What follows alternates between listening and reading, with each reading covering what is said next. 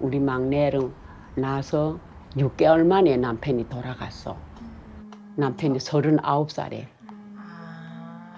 첫 애기들 다 낳고. 첫 아기 낳아서 죽고 두 번째 아기 자라고 세 번째 아들을 낳아서 6개월 만에 남편이 돌아갔어. 객내에서 사골로. 사고로 이 척추가 이렇게 마비돼서 그래서 이 집에서 1년 반은 대소변을 받아냈어. 그때만 해도 북한에 약이 많았어. 북한은 무엇이 어떠든 한국은 세금이 많지 않아? 북한은 세금 없는 나라야. 그렇잖아. 북한은 아무리 학생이 공부를 하고 이렇게 해도 세금이 없어. 그래고 집에서도 전기세, 물세 이런 게 하나도 없어. 북한은 세금 없는 나라야. 근데 그때만 해도 이 약이 북한에는 외국약을 많이 받아들여서 약이 많았어. 그래서 이 복수가 가라앉고 이렇게 됐는데 세약하게 되니까 그런데 북한은 수혈을 못해. 큰 병원이고 이건 지방병원이니까 내가 이 피를 9번을 뽑았어. 피를 이렇게 뽑아서 그 피를 이렇게 정제해서 그 위에 맑은 거 이렇게 놔주더만 한 자루. 그래 그 9번을 그래서 피를 얼마를 뽑았는 건 기억이 안 나. 모르겠어. 그때는 무식하. 난 이야기는 무식해. 남편분은 그래도 좀 살아계셨을 때 선생님은 좀 다정한 스타일이었어요. 그랬지. 그러니까 잘 피를 챙겨주고. 뽑아주지. 잘생겼고 피를 뽑아주지. 그래서 그때 그게 어떻게 계속 피를 뽑을 수 있거나 그렇게 했어. 그때는 또 마지막에 만성이 되니까 더 방법이 없더만. 그래서 간염 복술로 세상 뜨고 말았지. 그래 이 남편은 정말 한자면서도 야 정말 지극했어. 영 지극해서 북한은 물이 없어. 수도가 잘 나오지 않았어. 그래도 그렇게 아프면서도 저는 일 갔다 오게 되면 물을 질러 놓고 밥을 다 해놓고 그래고 기다리고 영 그랬어. 그래 마지막에 이 돌아가면서도 난 몰랐어. 이 이불을 거두어 요 밑에 보니까 편지가 가득 써놨어. 자기 이렇게 일찍이 죽고 남편이요? 이렇게 애들을 둘을 남겨놓고 죽는데 이 애들을 끝까지 잘 걷어달라고 한 1~2장 써놨더라. 편지 돌아가시기 전에. 그래서 그거 마지막에 이랬으니까 이불을 걷어내고 요 걷어내니까 이렇게 종이가 가득해. 그래 보니까 편지가 있더라고. 편지가 그렇게 가득 써놨어. 그렇게 써놨더라.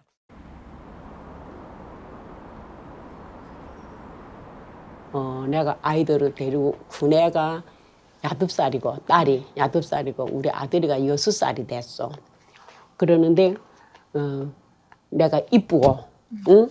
이러니까 그리고 일도 성실하게 잘했고 이러니까 나를 어떤 사람이 나를 중매서 주더라. 경찰이가 응? 어떤 데 중매서 주는가 하면 중앙보건성 부장 보건성 부장이 조카래. 그런데 청진에서 산대. 무역회사.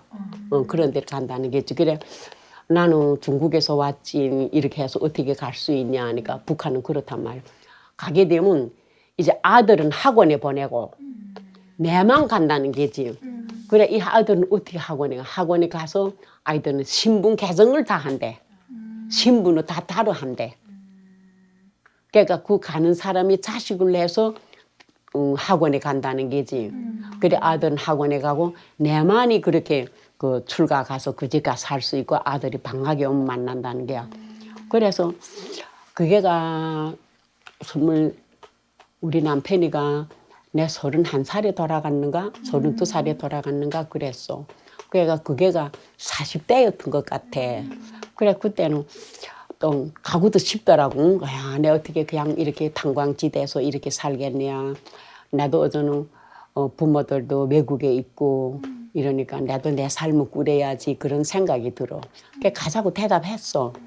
대답했는데 하루 저녁 자다가 또 이렇게 불을 켜보니까 그 애 둘이 목을 거꾸로 안고 잔단 말이야. 둘이. 응?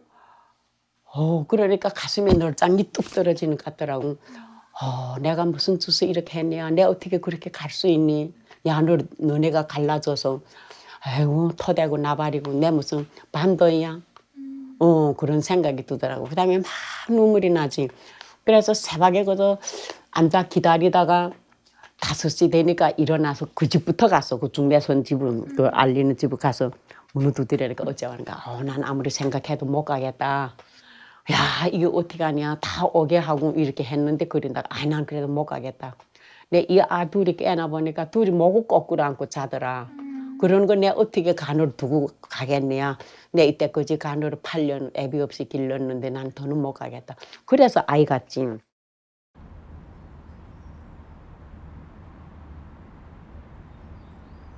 그 아들은 다 학교를 졸업하고 출가 갔고 장가도 갔고 그리고 내 혼자 남게 됐지. 이러다가 우리 딸이가 먼저 한국에 오게 됐어. 그러니까 딸이 나를 초청해 나를 데려왔지. 딸이 한국 간다 그랬을 때 어떠셨어요? 그래 막았지. 엄마 나는 한국에 가겠어 이래. 야 한국이란 거 모르고 남조선이라지.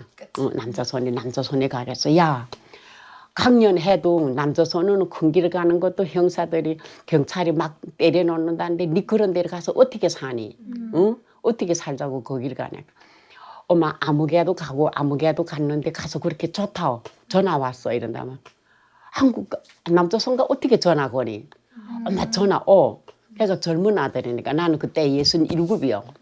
66이요 정말. 교육구 반대했어. 교육구 반대한다고 이랬는데 글쎄 우리 딸이가 글쎄 교육구 그것도 집을 다 팽개치고 애를 데리고 한국에 왔어. 그래 딸이 잊어져서 굉장히 크게 많이 찾았어.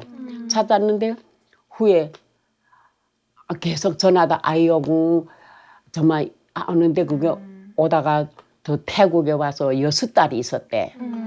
그래 6딸이 있다니까 소식도 전하지 못하고 나는 거기서 딸이 떠난 게 없어져서 그래 거기는 보이부고 뭐이고 그또 나를 또 매일 데려간단 말이야.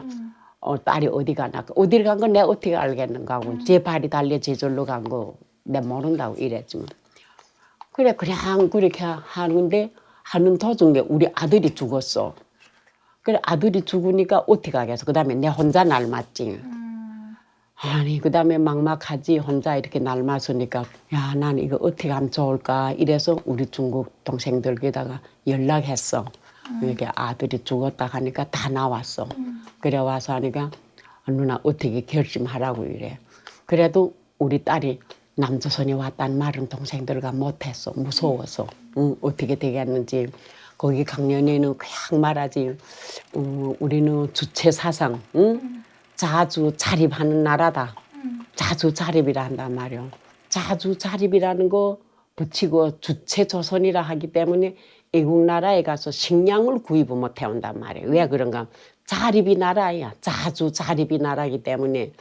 그래 만약에 식량을 구해온다 하게 되면 쌀을 가져와야 되겠으니까 식량은 쌀이 아니야. 쌀로는 자립이 나라기 때문에 못 가져오고 아무것도 없으니까 어떻게 살겠어. 그래서 있는데 어느 날 하루 우리 며느리가 큰엄마에게서 전화 왔는데 어느 날에 집에 가만히 있으라 한단 말이야.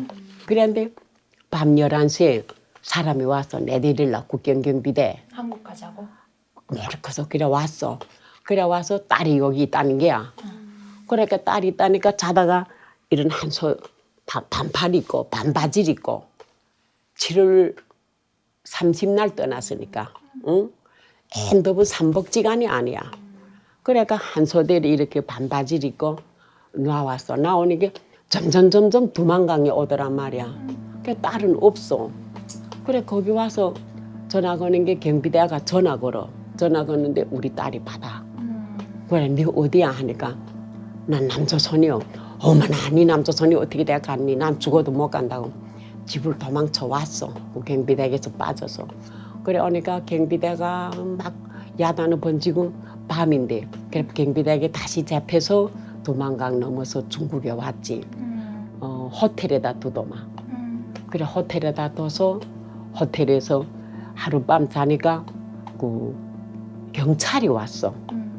아이고 왜 경찰이가 또 왔나 이랬는데 내가 42kg 됐어. 한 달 어간에 먹지 않고 그리고 산에가 계속 있어서 새까맣게 됐고 근데 경찰이 와 보니까 너무 한심하니까 날 데려가 머리에 물을 들이고 그다음에 머리를 잘라주고 옷을 한 소대 이렇게 입었으니까 옷도 싸주고 이래서 그 북경까지 와서 몽골로 왔어 나는.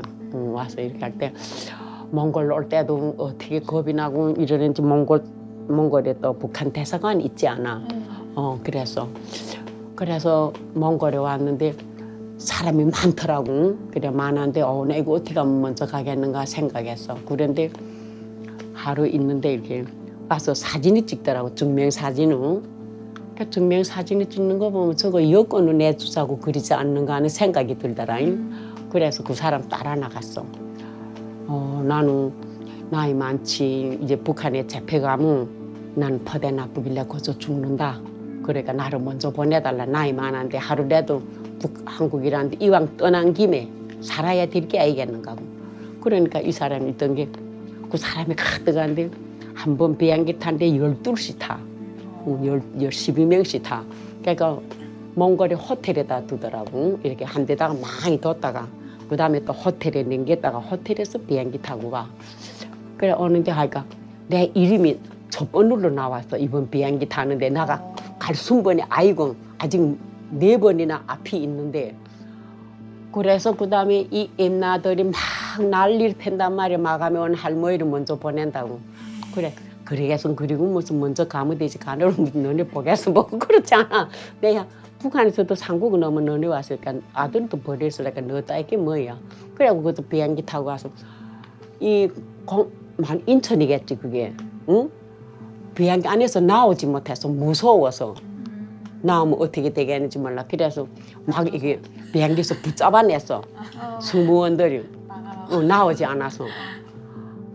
그래서 한국에 정작 오니까 정말 국적원이 오니까 아유 정말 북한하고는 하늘과 땅이지. 북한 같으면 이 쌍가나 무슨 이렇게 바라왔다고 욕하겠는데 걔도 어머니 하고 잘 왔다 하고 이러니까 이게 정말이겠네. 저것들이 어떻게 얼리자는가. 강연회가 그렇게도 거짓말이겠는가. 북한에서는 강연회 갖고도 그도 남조선이 나쁘단 말이야. 계속 부실로 한단 말이야. 그렇게 하니까 어떻게 알겠어. 우리 북한에서는 아무것도 몰랐어. 여기 와 보니까 6.25 전쟁도 북침인가 알았지. 몰랐지. 북한에서는 오직 장군님이 어떻다고만 하니까. 그러니까 국정원에서 또 가니까 이렇게 한 대다가 못하여 통제 그 다음에 또 달로 내려다가 신문하지. 이러니까 난 무시해봐 못 살겠다고. 그러니까 늙은이들은 보통 솔직하지 않아. 그래갖고 또 우리 같은 건 장사도 못 해보고 크게 한 일도 없고 꼬부대기 그저 일생. 내가 그 식당에 38년 있었어. 한 직업이 38년 했어. 그래 하다 나니까 다른 뭐 이런 거 못 해보니까 조사가 간단하지. 하루 했어. 그래 독방역에다가 또 이틀 밤을 재우니까 이러다 또 북한에 보내자고 이리 재이는지 거기까지 근심이 영 났는데 조사를 다 하고 그 다음에 거기 이렇게 한 일주일 있다가 하나원에 오게 되니까 아니 난 또 벨세사이 때 하나원에 그 버스 2대가 100명이나 112인가 왔어. 우리 기가. 그런데 12이 왔는데 버스 내리는데 저 밑에 옆팔이 사람이 가득해. 그러나 무슨 인간이니까 우리 한마을에서 살던 아들이 거기서 만나셨어요? 하나원에서 다 만났지. 한 30명 돼. 그때가 몇 명이나 이렇게 탈북 올 때예요? 우리 그거 제일 많을 때란 말이야. 50 몇 길로부터 40 한 7길로부터 사람이 많을 때란 말이야. 베트남에서 그 500명이 밀렸던 게 다 올 때란 말이야. 그러니까 그렇게 많은데 글쎄 거기로 오니까 우리 한마을에 온성에서 살던 아들이 글쎄 아들이고 늙은이고 글쎄 쫙 줄을 서서 가득하더란데. 그래서 내리니까 어떻게 왔어 하다 나니까 글쎄 그때서 시리미네. 야 괜찮니? 그러니까 북한 말로 여기 와서 괜찮다. 북한이 이럽니 한단 말이야. 이럽니 아무 일도 없다. 영 좋다. 그래서 우리인데 그 과장하던 사람도 거기 와 있어. 그래서 야 니 잘 왔다. 온다 소리 들었다. 그래고 여기 나왔다. 니 온다 소리 들었다. 이런단 말이야. 그래서 너를 마중 나왔다. 그래고 주는 게가 고추장 이제 그 통 헤쳐줘. 세상에 이렇게 맛있는 것도 있니? 그렇더라고. 야, 백성의 생활이라는 거는 더 말할 여지 없지. 응? 힘들지. 정말 이 한국 현재와 비교게 되면 하늘이 높지 않아? 땅이 낮아. 하늘과 땅 차이지. 이렇게 백성들은 힘들구나 하는 거 그때 알았어. 그때 알았어.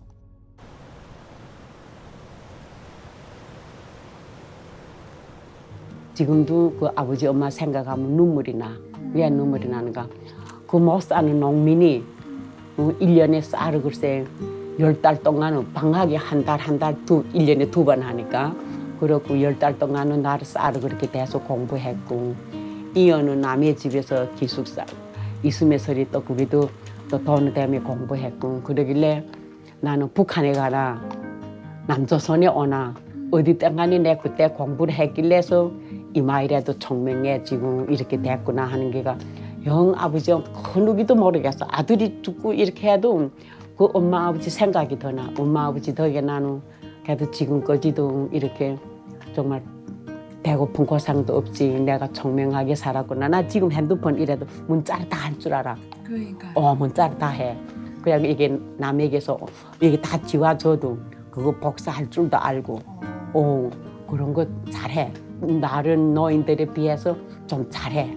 이런 거 잘해. 그래 내가 이렇게 된 거는 우리 아버지 엄마가 정말 나를 공부를 시켰길래 이렇게 했구나 하는 그 덕이가 정말 지금도 생각하면 눈물 나고 그래. 우리 동생들이 명절이라 오면 내 그 말하면 자꾸 울지. 내 동생이다 하는 혈육이라는 게 정말 강하더구만. 정말 피는 강하다.